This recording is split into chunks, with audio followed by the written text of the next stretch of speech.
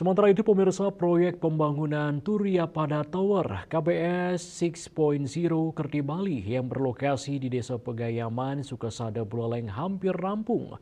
Progres pembangunannya telah mencapai 98%, sisanya diproyeksikan selesai pada akhir Juni 2024.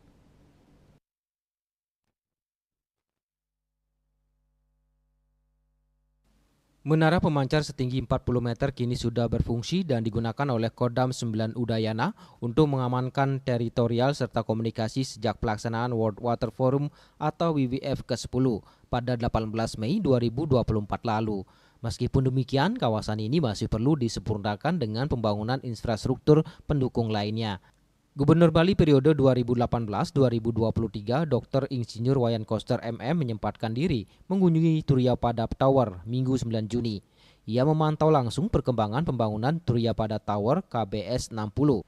Dalam kunjungannya yang telah mendapatkan izin dari PJ Gubernur Bali, Koster mendapatkan penjelasan dari pihak pelaksana yaitu Utama Karya bahwa kontrak pembangunan berakhir pada 4 Juli 2024. Wayan Koster mengatakan diwujudkannya Turia Pada Tower ini merupakan upaya untuk mendongkrak daya saing daerah, mempercepat laju perekonomian, juga ke depannya menjadi objek wisata baru dan sumber pendapatan asli daerah atau PAD Pemprov Bali dan Kabupaten Buleleng. Turia Pada Tower yang berdiri megah di atas perbukitan desa Pegayaman ini digadang-gadang menjadi destinasi wisata terpadu baru di Bali dengan membawa konsep bangunan green building yang mencerminkan hubungan alam dan kebudayaan Bali serta terbagi atas 6 zona. Di antaranya zona edukasi, zona komunal, zona komersial atau UMKM, zona rekreatif, zona pengelola, dan zona perkebunan. Selain menjadi ikon wisata, kehadiran Menara Turia Pada juga akan mengoptimalkan siaran TV digital dengan jangkauan 80% wilayah Buleleng, Jembrana, hingga Karangasem. Bahkan menurut Koster, Turia Pada Tower ini akan menjadi tower ikonik pertama di Indonesia dan daya tarik pariwisata berkelas internasional. Apalagi Turia Pada Tower dilengkapi dengan berbagai fasilitas seperti Puncak Tower sebagai pemancar siaran TV digital, telekomunikasi seluler dan internet, Badan Tower sebagai wahana edukasi berupa planetarium, skiwalk, restoran putar 360 derajat, dan jembatan kaca. Pedestrian Tower berfungsi sebagai penunjang seperti wisata konvensi, laboratorium pendidikan, dan museum keunggulan kebudayaan Bali dalam berkomunikasi, memanfaatkan teknologi yang diciptakan dan diadopsi di masing-masing era peradaban.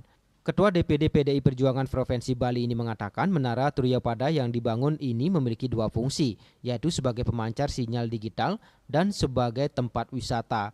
Selain kualitas bangunan, estetika dari menara ini juga menjadi perhatian agar kelak wisatawan memiliki rasa aman dan nyaman saat berkunjung ke Turia Pada Tower.